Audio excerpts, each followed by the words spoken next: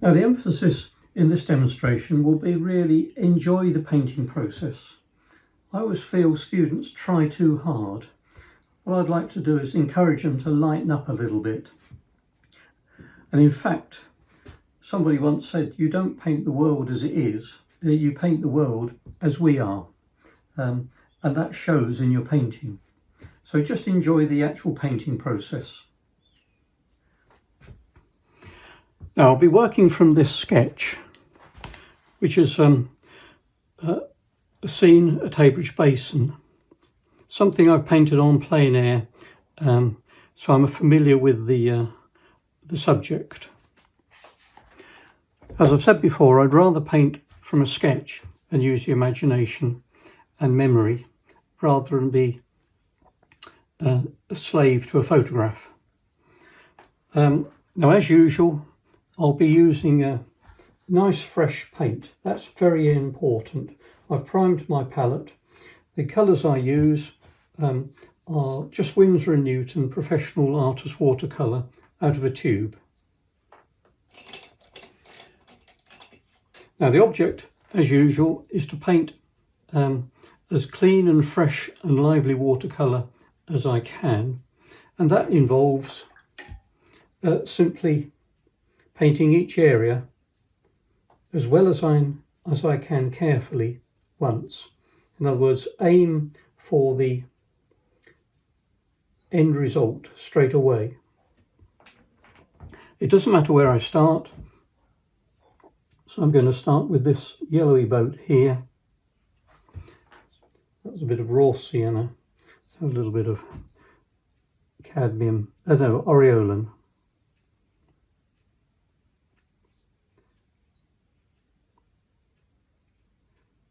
This is very light coloured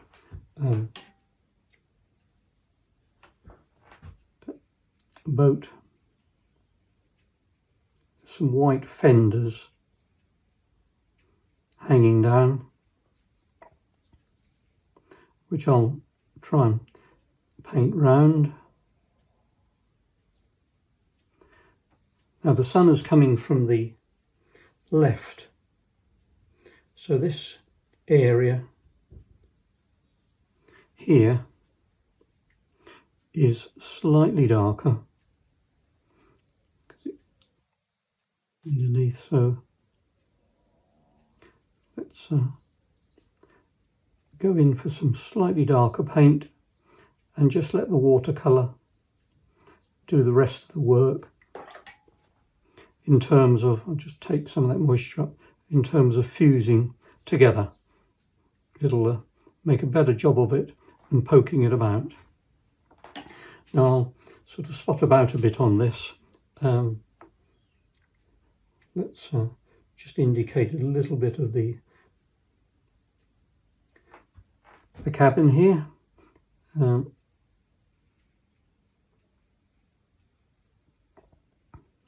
this is one of these little Chinese brushes, which I think are made of wolf or goat's hair. They take up a nice lot of wash, but they also release it nice and carefully. Now I'm painting these little cabin tops and wheelhouses, but I'm leaving a little white rim.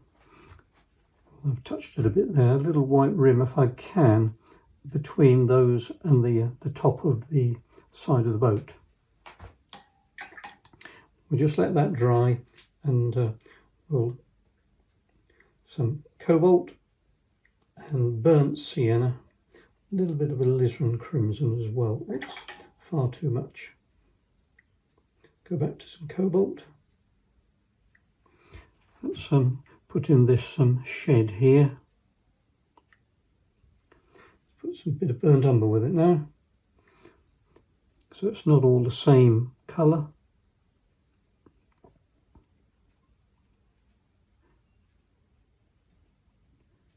And there's a little white post there. Anything which is white, I'll try and paint round. It's far more interesting and lively to paint round it if you can. Now these sort of bluey doors here, just let that fuse in.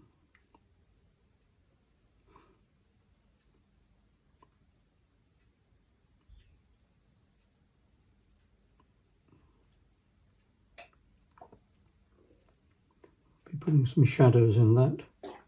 I'll just take this excess moisture up here because I want to go in now with a bit of viridian and raw sienna to join this to the grass bank. It's not an area where I want a sharp edge, simply because it's not an area where there is a sharp edge. Now,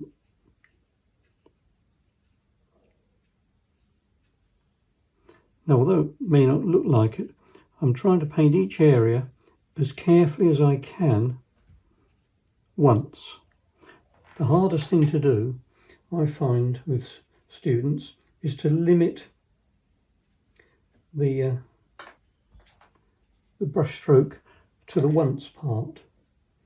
Bit of raw sienna now, some of that mucky colour with these reeds here. Bit of raw umber. Load the whole of the brush up.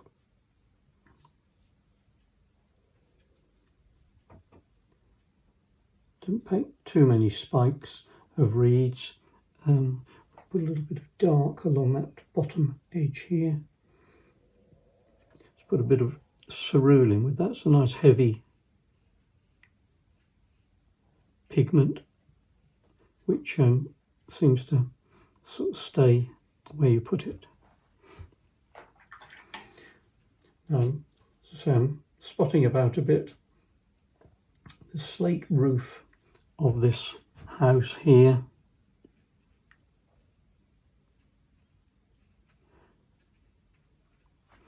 Put a bit of ultramarine with that now, just for the sake of something different.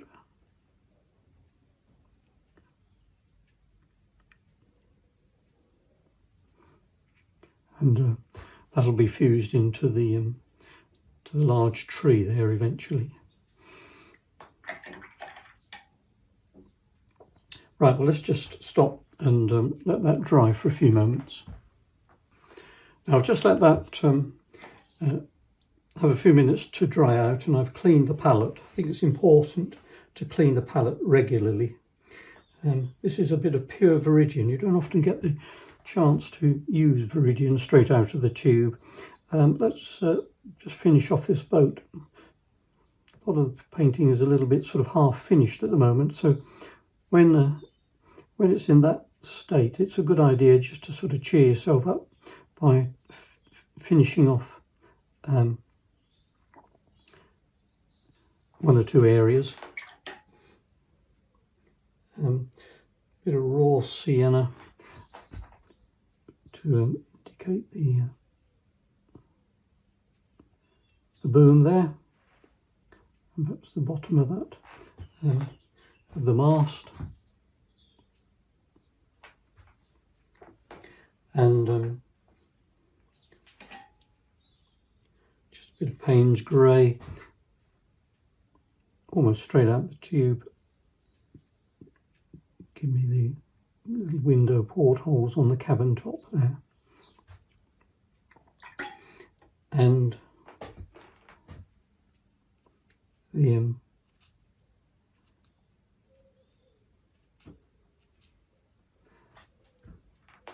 they're always useful with a little line along here.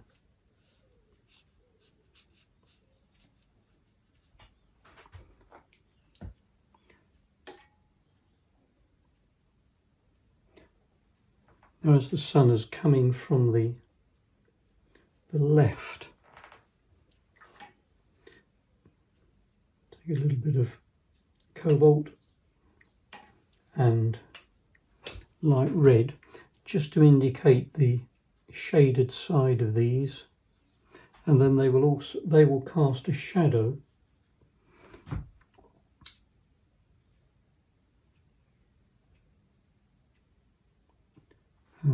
which is always a nice thing to put in.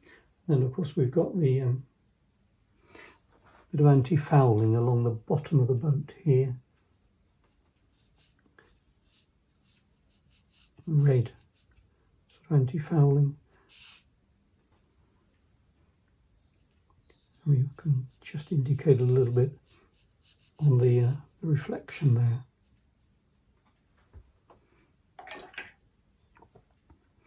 And just while some of that's drying, let's put in a little bit of more work on the I'll often just dip into the colour that I've already got out and just amend that a little bit. That's a little bit of shadow under here. As long as it's not dark enough to be a shadow colour, but not a heavy dark. And a bit of ultramarine, bit of burnt umber, to give me the. Now you see that that's all run a bit, but that doesn't matter. We can put in a little bit of shadow there. Just indicate that. And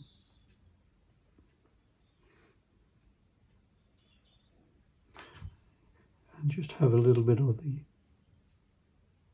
top of the roof.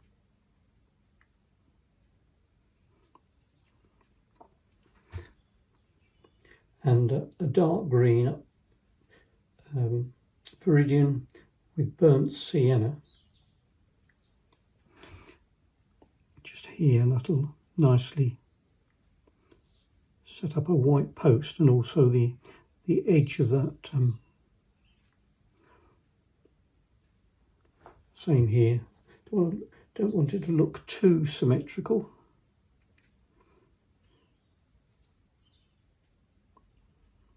We can force out those white posts there by painting around them. So many people resort to masking fluid without realising how easy it is to sort of paint round forms, and they look better. They don't look quite so, they don't catch the eye in quite the same way. And obviously something way over on the edge of the painting doesn't need to be an eye catcher.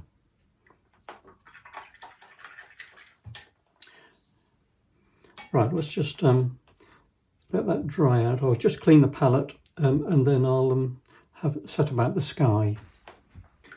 Now notice I don't bother to change the water. In fact, although that looks quite mucky, it's all quite clean there. Now the other thing I always recommend people to do is take water to the paint, not paint to water. So I'll get rid of that puddle. And let's have a little bit of Windsor blue and French ultramarine.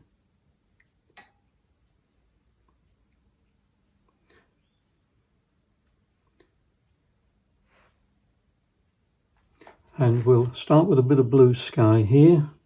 They get a little bit stronger.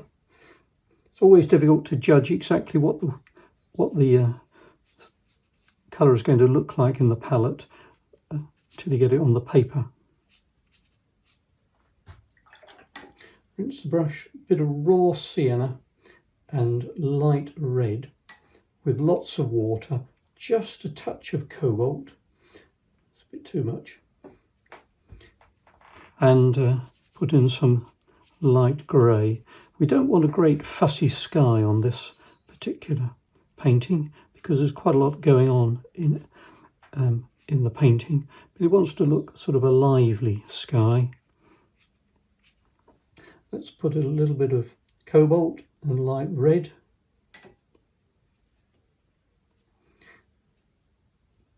And that'll give me a sort of a bluey grey.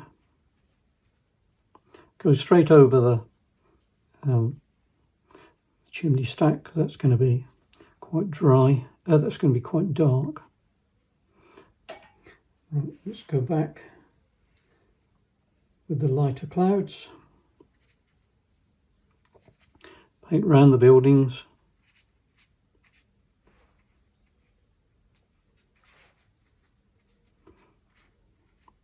Keep going, don't stop and worry about it. Go all over the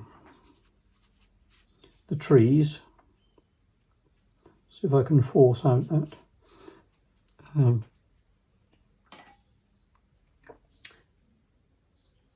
force out the mast.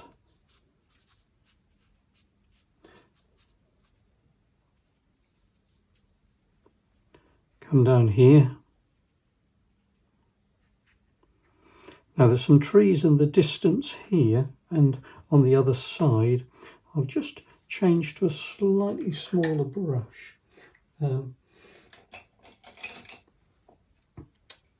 as I'm going to be painting in to a wet area, then I need to make sure that this paint is fairly stiff.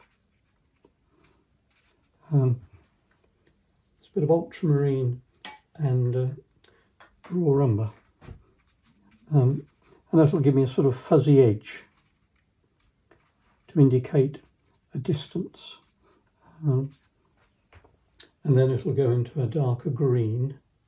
So let's have some viridian and raw umber.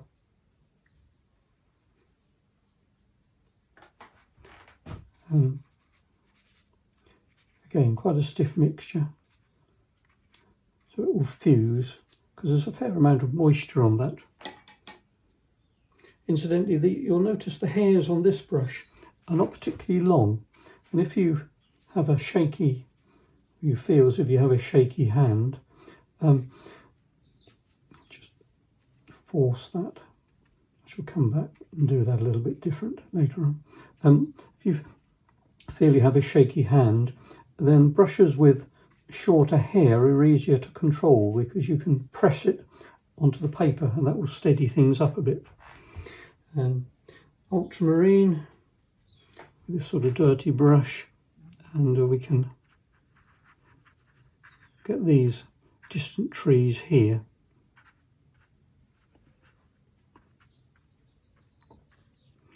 And that you can see the sky wash has already dried out a bit there. This will be a little bit nearer, so it will be darker.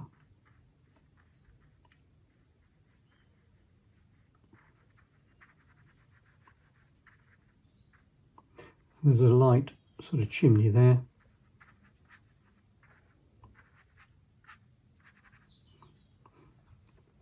And have a distant one there as well.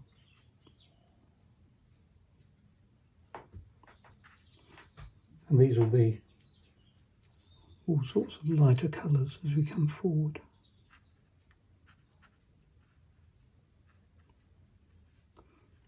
Okay, and I'm trying to paint round any areas that I feel are going to be light.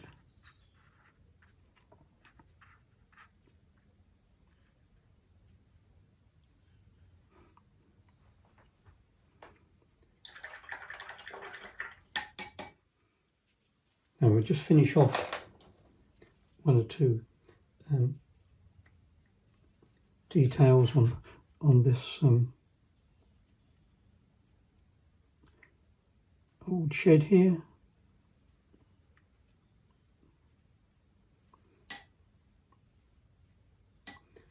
Just a lighter colour for some of the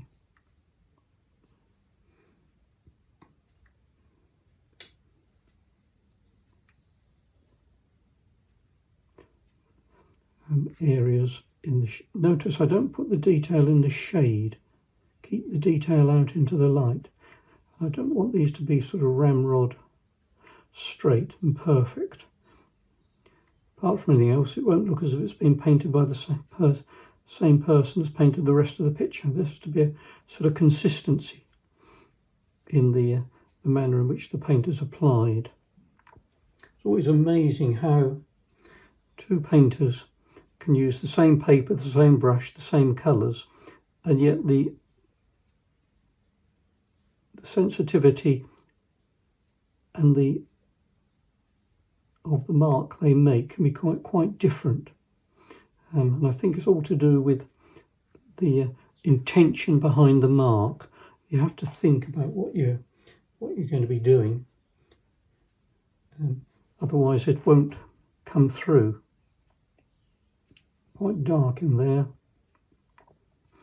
and underneath here.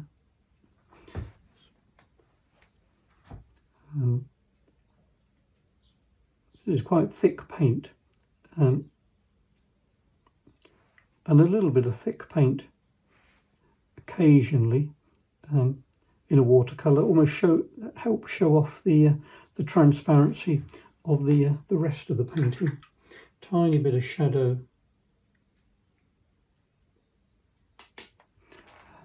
just under here, and here, let's make that a little bit darker there to show up the bow of the boat.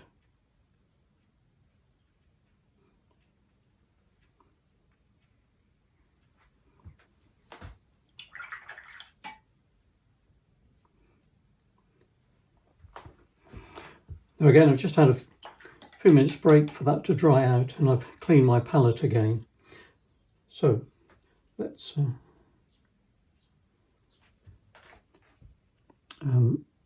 finish this off.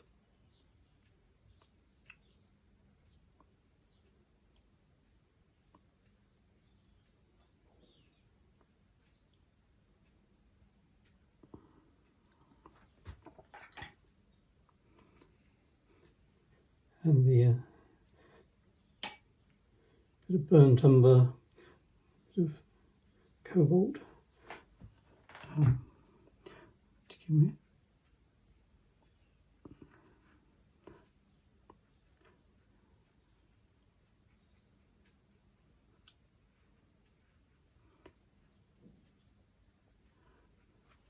just put a bit of cobalt violet in there just to change it, if you can.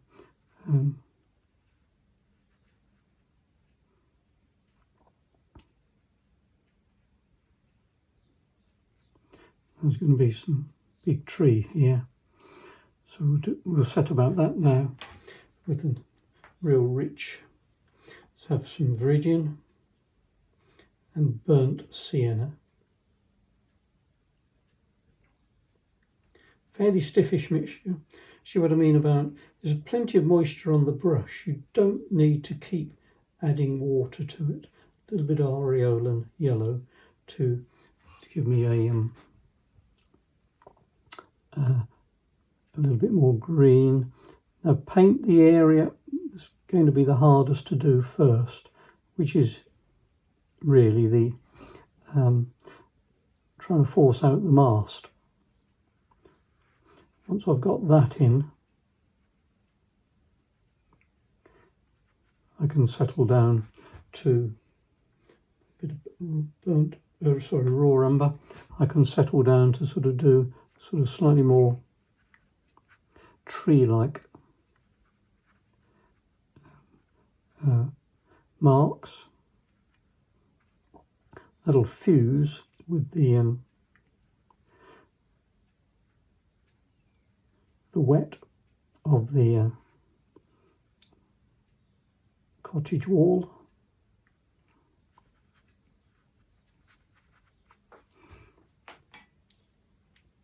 Bit more raw umber. Now this time I've got to try and force out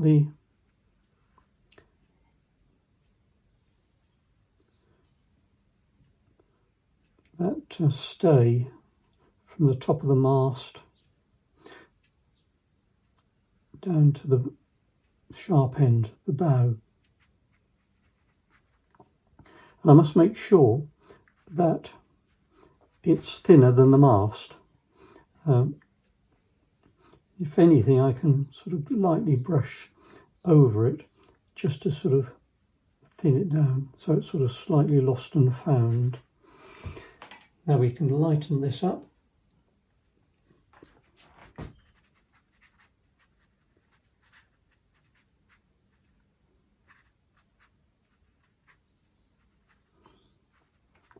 Then darken it as we get down to the bottom. To darken it, I'll put some winds of blue and burnt sienna. Just go steady with the winds of blue. It can make things very cold, but it really gives you a rich dark. And that'll force up the light on the boat, its hull.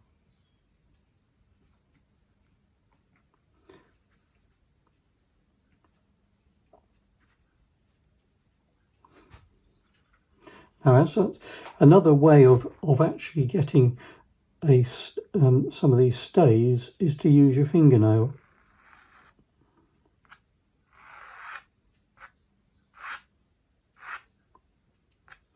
Or thumbnail. Pick it up, lose it, pick it up, lose it. Don't have them too obvious. And it's nice to paint them in different ways. Don't paint everything the same way.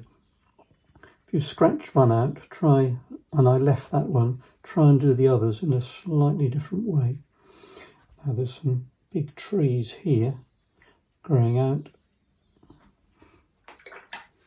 Using slightly more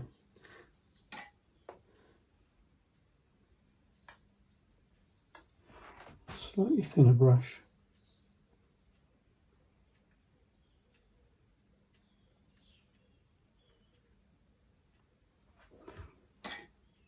More ultramarine.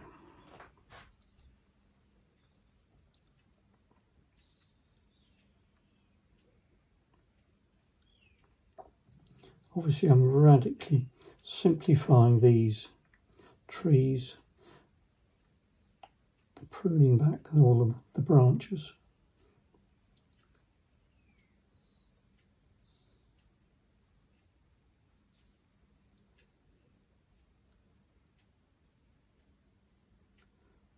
Again, just keeps changing the colour.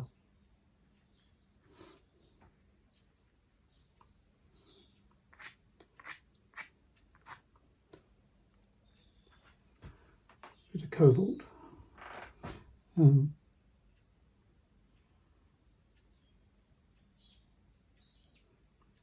Just helps indicate the further away. Whoops. Come back and get rid of that. It's because I had just wet it and just rub it. Then go back with some stiffer paint.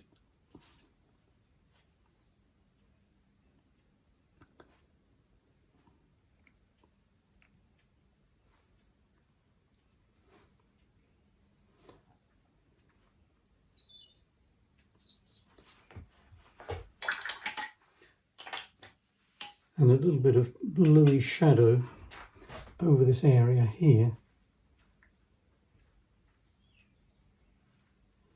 Keep it nice and mysterious. To show up the light on this area here. Well,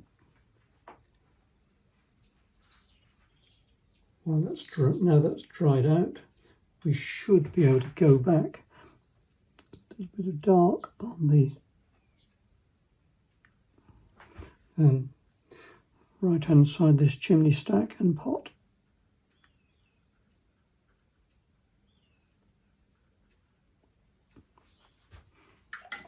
And then ultramarine to give me the sort of the cast shadow there. Take it off a little bit, might be a bit heavy.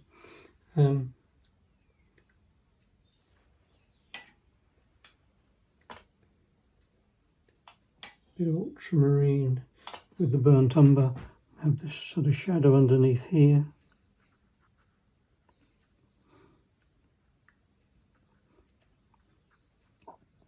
And just a sort of sense of the some of the shadow from that tree across the wall.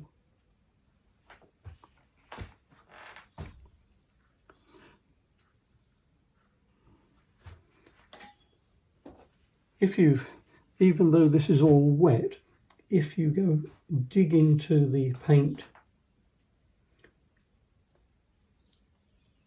so it's almost what I call the consistency of toothpaste, and you apply it to a moist area, it seems to sort of suck up the excess moisture.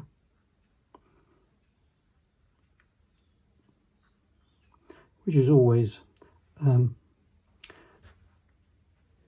it sort of fuses into the previous paint, so it makes it look as if it belongs to it.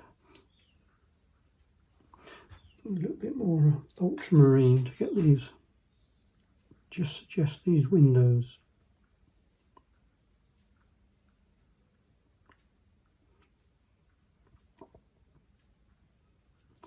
Don't forget the perspective on windows.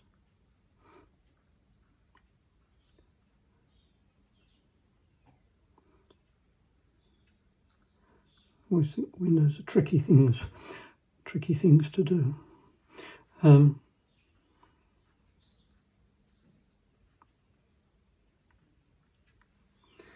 With this dark here.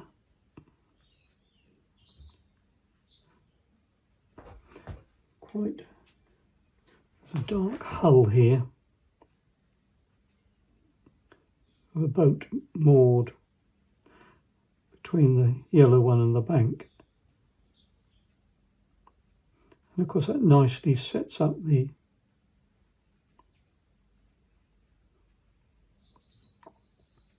stern of the yellow boat.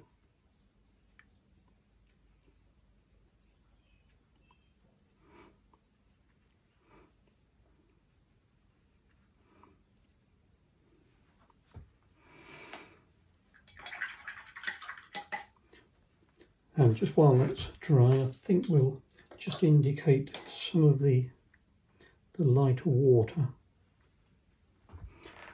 here before we do the reflections.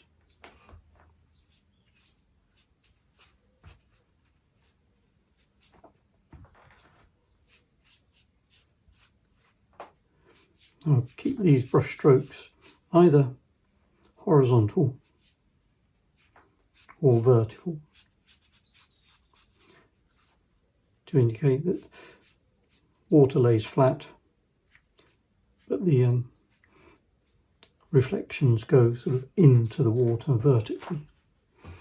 Right, let's just let that dry out, and then we can start work on some of the reflections. Now again, I've just had a break to clean the palette. Let's sort out the mast on this boat here.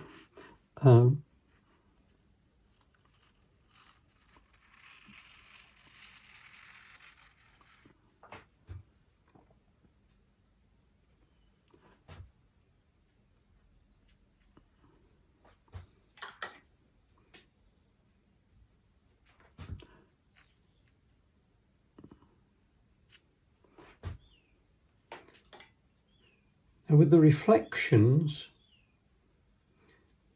a simple guide is that light areas reflect darker and dark areas reflect slightly lighter. So the reflection of this light yacht will be slightly darker. Of course, it's a bit of a simplification. It depends on the light of the day, obviously, and the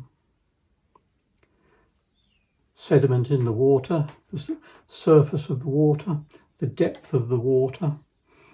But it's a good guide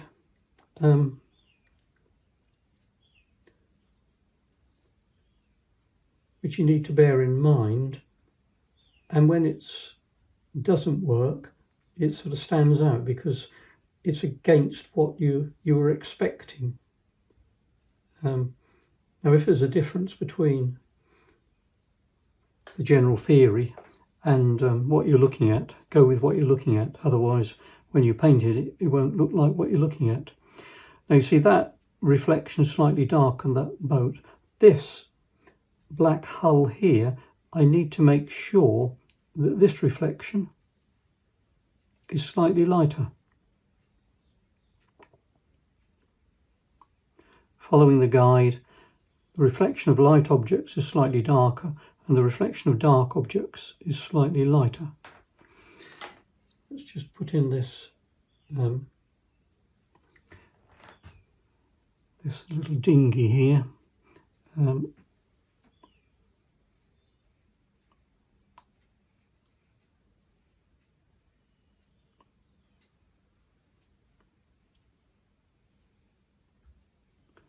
Cerulean, well, I say cerulean, a bit of dirty cerulean really. I want to make that slightly lighter there.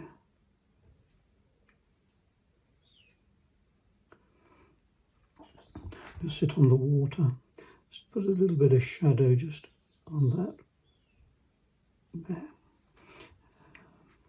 here,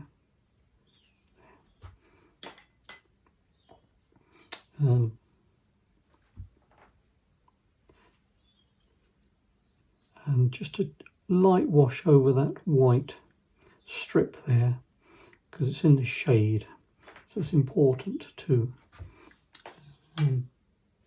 not have it as white as other areas. Now the other characteristic of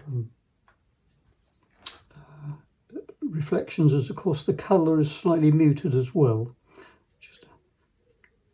And this is, and remember perspective.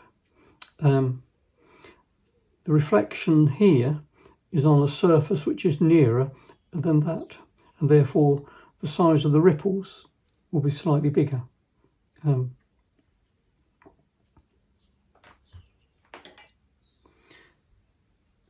So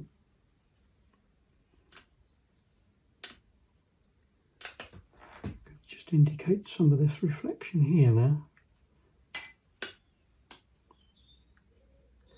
Got to green it up a little bit because it's quite a mucky canal water. And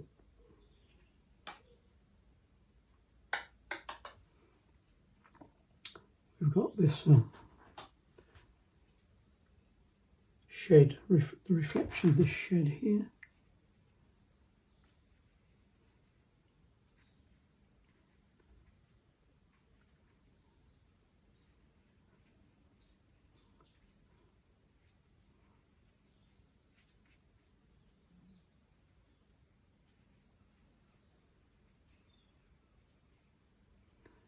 Very often the areas that the reflections are clearest is where it goes from light to dark. I'll show you what I mean in a minute. And we'll just indicate a little bit of the blueness of the doorway. And of course this bank here.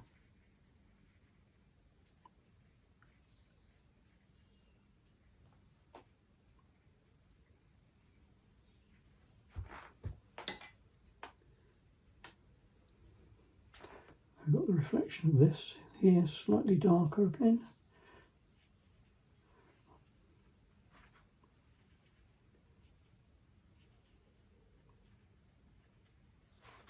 I'm going to make that a bit darker here, and of course that area will be dark. So I have some burnt sienna and ultramarine. Put a bit of raw umber with it as well, just as heavier pigment. It helps keep things in place. A little bit of dark there just to pull out that, the light of that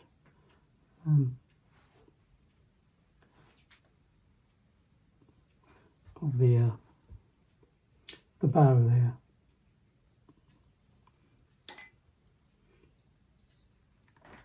Don't want to make too much of those shadows, reflections, or the reflections of the shadows there, but that should be enough. And don't forget shadows cast on water as well, as reflections. And some nice stiff mixture for the red anti-fouling here. A little bit of cadmium red just to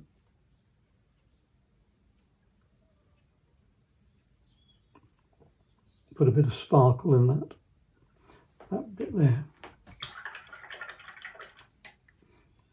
And ultramarine as a darker blue to give me the dark stern of this blue boat.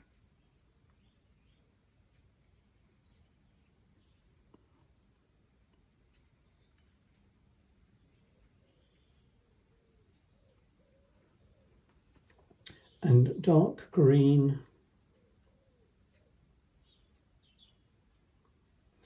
a bit more blue with it.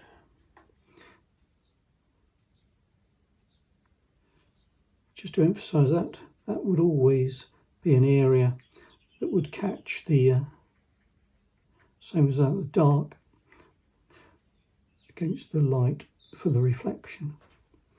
Put in a tiny bit of red just on the bottom of that boat.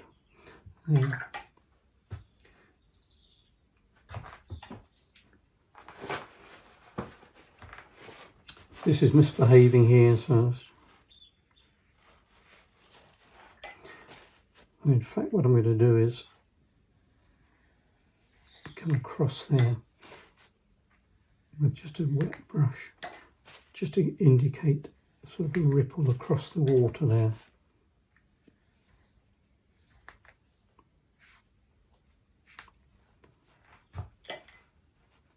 Now let's slightly bigger brush. Do the reflections of the trees, ultramarine and raw sienna.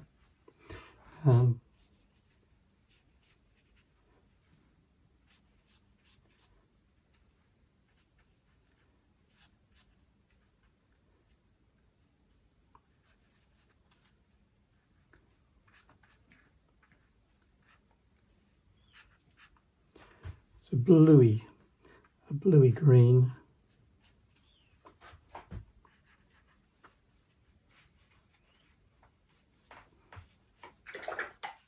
And again, if I have a damp brush, I can sort of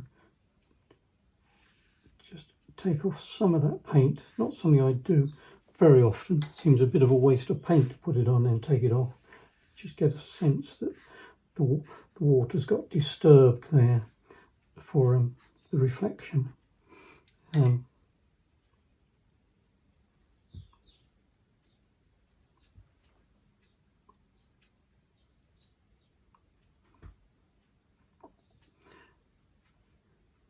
Just a sense of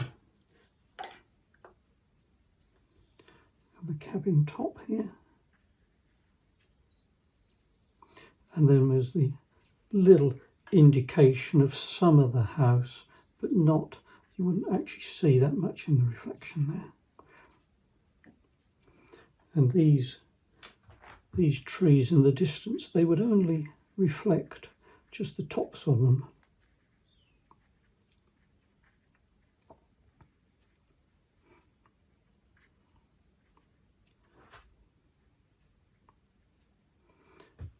We've got the mast.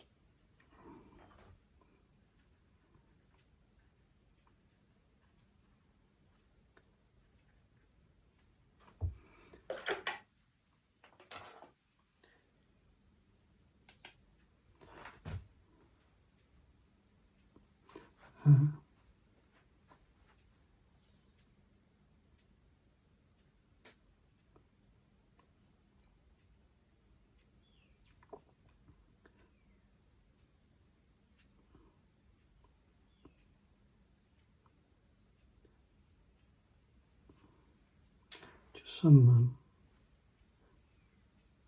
indication of the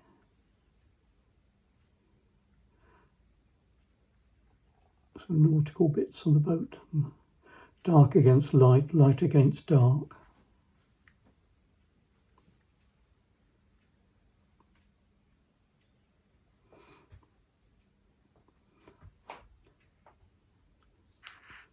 Same with this.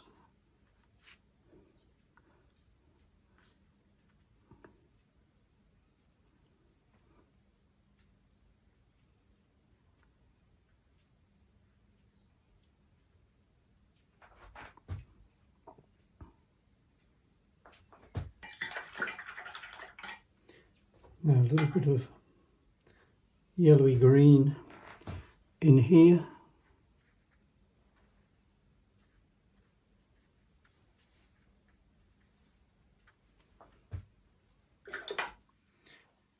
And a bit of bluey detail. A bit of red in it, just on the inside of this boat here.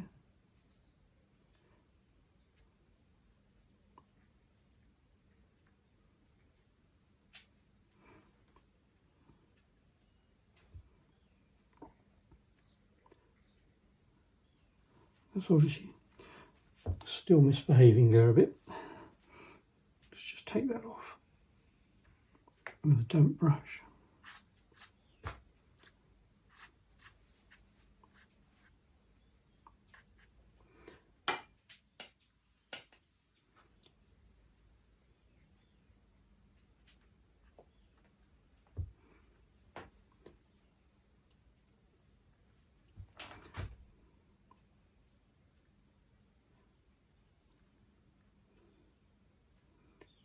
A little bit of indication of some ropes.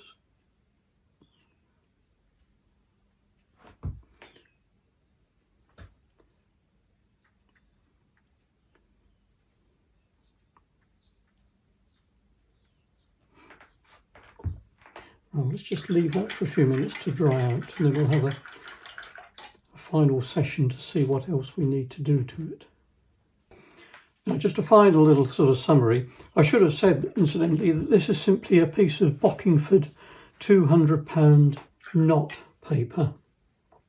It's not the best watercolour paper, but it always seems to me to take the paint nicely if you paint in a reasonably sort of simple, direct way, which is what I try to do.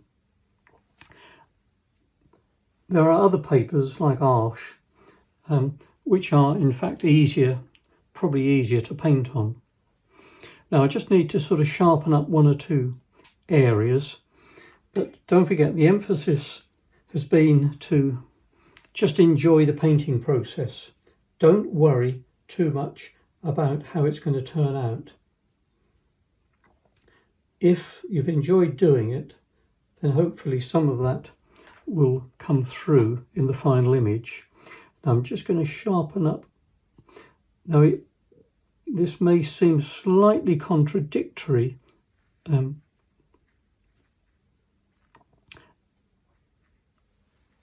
bearing in mind I try and paint each area once, which I still do. In other words, I try and get it right straight away, but I don't, like most people, I don't get it right straight always, and therefore I have to go back. But if I had a method of painting which involved lots of layers, I still wouldn't get it right, and you're then quickly into 4 or 5 layers, and that way lies sort of a real sort of opaque mess. I'm really just tightening up 1 or 2 little areas. Little chimney here.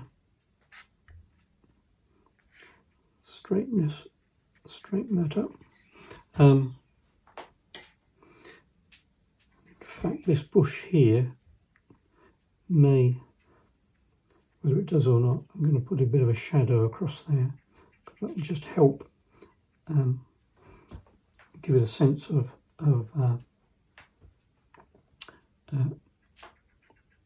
light direction and life.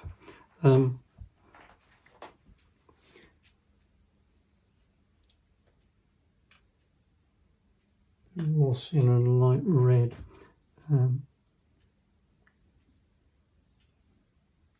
Put a bit of detail in there.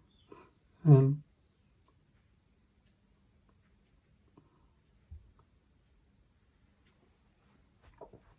most common query I get is, or question is, how to loosen up. Now I always say to people, loose is how you want the picture to look. So the easiest and most practical and achievable way of loosening up, I think, is to try and paint each area once and avoid painting anything twice until you've painted everything once. So any marks I make at the moment, you remember, I'm on the final leg of this, and therefore I feel I can indulge a little bit in terms of making other secondary marks. Right, I think we're about there.